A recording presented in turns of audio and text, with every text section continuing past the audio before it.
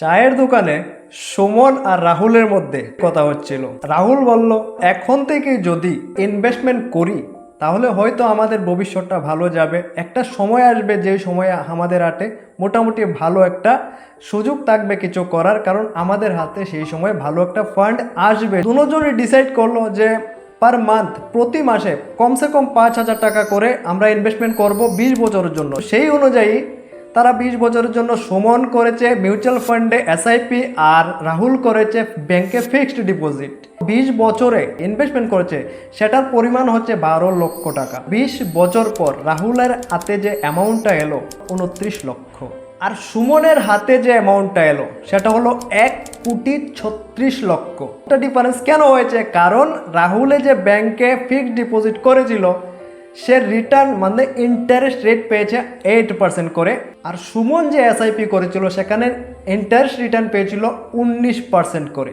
একবার ভাবুন, same amount same time, but result totally আলাদা। 100% সেফ থাকা নাকি ক্যালকুলেটেড রিস্ক নিয়ে নিজেকে আরও সামর্থ্যবান করে তোলাই আপনার জন্য বুদ্ধিমানের কাজ, আজকের এই ভিডিওতে আলোচনা করব। নমস্কার বন্ধুরা, আমি মনোজ আপনাদের সবাইকে আবারও স্বাগত জানাচ্ছি জিরো টু ইনভেস্টমেন্ট চ্যানেলের আরেকটি নতুন ভিডিওতে। তো এইখানে ভিডিওটা শুরু করব দুটো প্রপার সোর্স দিয়ে, ঠিক আছে? আর এই স্লাইডে আমরা দেখব যে এসআইপির ইন্টারেস্ট রেটটা কত এবং আপনার ব্যাংকের ফিক্সড ডিপোজিটের ইন্টারেস্ট রেটটা কত আছে। আর আমি যে সোর্স এখানে দিয়েছি, এক লিঙ্ক আমি ভিডিও ডেসক্রিপশনে দিয়ে দেব। নিউজ 18 থেকে প্রকাশিত প্রতিবেদনে বলা হয়েছে যে এফডিতে সাধারণ গ্রাহকের জন্য 6.75% আর সিনিয়র সিটিজেনদের জন্য 7.25% ইন্টারেস্ট দিচ্ছে। আর এসআইপির যে রিটার্ন ওভারঅল 20 বছরের যে রিটার্নটা হাইয়েস্ট যে রিটার্ন দিয়েছে সেটা 18.7%। তো প্রথম যে আমি গল্পটা আপনাকে শুনিয়েছিলাম যে রাহুল আর সুমনের 18% যে নিয়েছিলাম, আমি এই প্রতিবেদন অনুযায়ী নিয়েছিলাম। এখন সুদের হার বনাম মূল্যবৃদ্ধি। আচ্ছা, ব্যাংক যে আপনাকে ইন্টারেস্টটা দিচ্ছে 6%, আমি এবারে 7% ধরে নিলাম, ঠিক আছে? 7% অনুযায়ীও যদি ব্যাংক আপনাকে ফিক্সড ডিপোজিটে ইন্টারেস্ট দিয়ে থাকে, তাহলে একটা বিষয় আপনার ভাবার দরকার আছে যে প্রতি বছর নিত্য প্রয়োজনীয় জিনিসের মূল্য কী হারে বৃদ্ধি হচ্ছে। তো এইখানেও আরেকটা প্রতিবেদন আমি দিয়েছি, ঠিক আছে? কনজিউমার প্রাইস ইন্ডেক্স থেকে প্রকাশিত, এইটার লিঙ্কও আমি ডেসক্রিপশনে দিয়ে দেব, ঠিক আছে? এখানে দেওয়া আছে যে আপনার নিত্য প্রয়োজনীয় জিনিসের যে প্রাইস সেটা ইয়ারলি মানে এখন 2026 জুন মাস অবধি যে আপডেট এসেছে 4.38% হারে বৃদ্ধি পেয়েছে, ঠিক আছে? আর খাওয়ার যে জিনিসপত্র আছে তো এইগুলো হচ্ছে 5.32% বৃদ্ধি হচ্ছে। তো ওভারঅল আমি ধরে নিলাম যে 5% বৃদ্ধি হচ্ছে প্রতি বছরে জিনিসপত্রের দাম। এক বছর আগে, ঠিক আছে, একটা টিভি একটা টিভি নিলাম, সব জিনিসপত্রই হতে পারে 1 লাখ টাকা একটা টিভির দাম। ঠিক এক বছর পর সেই রিপোর্ট অনুযায়ী যদি সেই হারে বাড়ে মূল্য বৃদ্ধি হয়, তাহলে সেই টিভির দাম 5% হিসাবে যদি বাড়ে তাহলে 1,05,000 টাকা হয়ে যাচ্ছে, ঠিক? আচ্ছা, আর আপনিও জানেন যে দিন দিন মূল্য বৃদ্ধি হয়, খুব কমই হয়। আর ব্যাংকে যে 1 লাখ টাকা আপনি ডিপোজিট করেছেন এক বছর পর আগে, সেটা আপনাকে দিয়েছে এক বছর পর 1,07,000। এই জায়গায় বিষয় হচ্ছে এক বছর পর সেই জিনিসটা কিনতে 1,05,000 টাকা লাগছে। তো সেই জায়গাতে আপনার বাঁচলো কত? শুধু 2,000 টাকা বেঁচে গেল, ঠিক আছে? এই 5,000, বাকি যে 5,000, আপনি তো বলবেন না আমার তো ব্যাংকে 1,07,000 দিয়েছে, 5% তো মূল্য বৃদ্ধির সাথে সাথে ইকুয়াল হয়ে যাচ্ছে, ঠিক আছে? আর বাকি যে আপনার প্রফিটটা থাকছে সেটা হচ্ছে মাত্র 2,000, ঠিক আছে? বোঝা গেল? আর যদি কোনো প্রশ্ন থাকে তাহলে কমেন্ট বক্স আপনার জন্য খোলা রইল। তাহলে এখন আপনার মনে প্রশ্ন জাগবে যে মূল্য বৃদ্ধির সঙ্গে সঙ্গে সব জায়গাতেই তো টাকার ক্রয় ক্ষমতা কমে যায়, সেটা মিউচুয়াল ফান্ড হোক বা কোনো ব্যাংকের এফডি। হ্যাঁ, আপনার কথা ঠিক, কিন্তু আপনাকে এই বিষয়ে অবগত থাকতে হবে যে কিছু কোম্পানি মূল্য বৃদ্ধির সাথে সাথে নিজেদের পণ্যের দামও বাড়িয়ে ফেলে, ফলে তাদের আয় এবং শেয়ারের দাম বাড়তে পারে। আর যদি শেয়ারের দাম বাড়ে তাহলে আপনার রিটার্নটাও বাড়বে।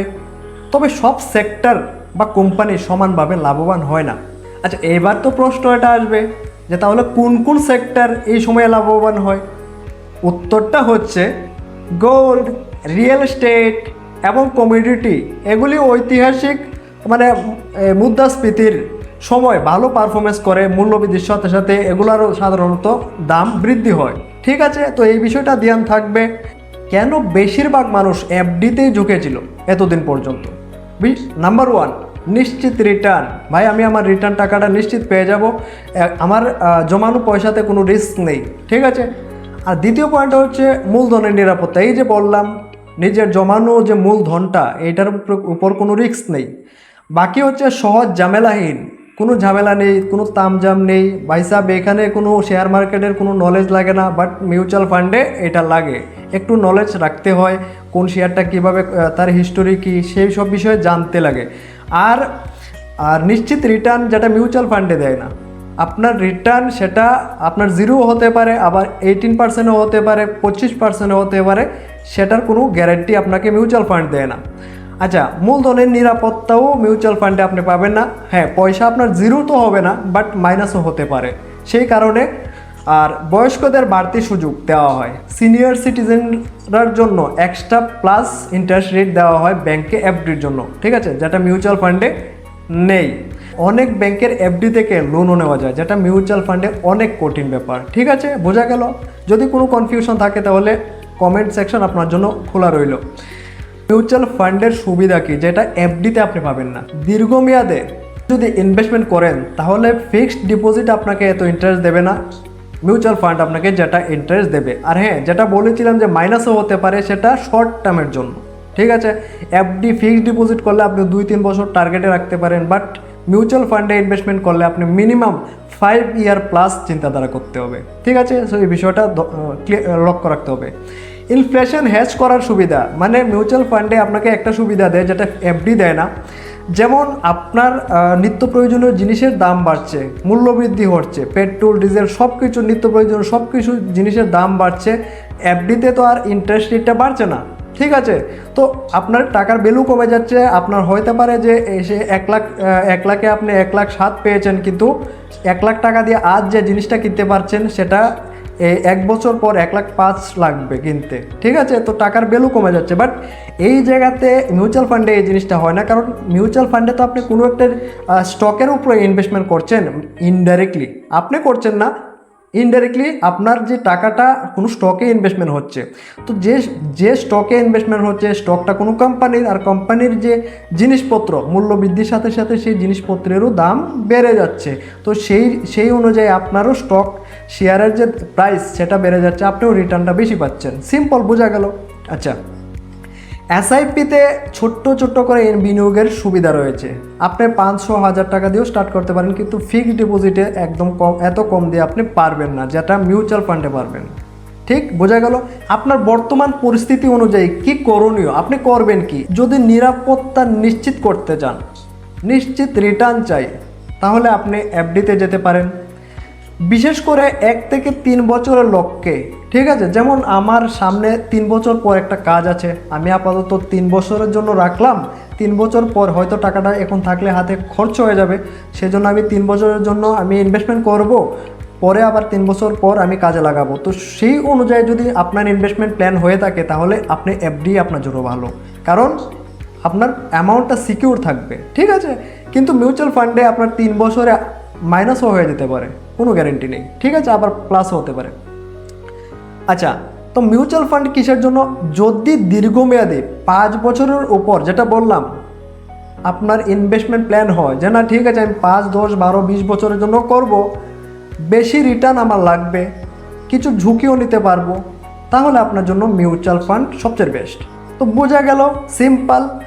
যদি ভিডিওটি ভালো লাগে তাহলে লাইক, শেয়ার এবং সাবস্ক্রাইব করে পাশে থাকবেন। আবারও সবাইকে নমস্কার, ভালো থাকবেন।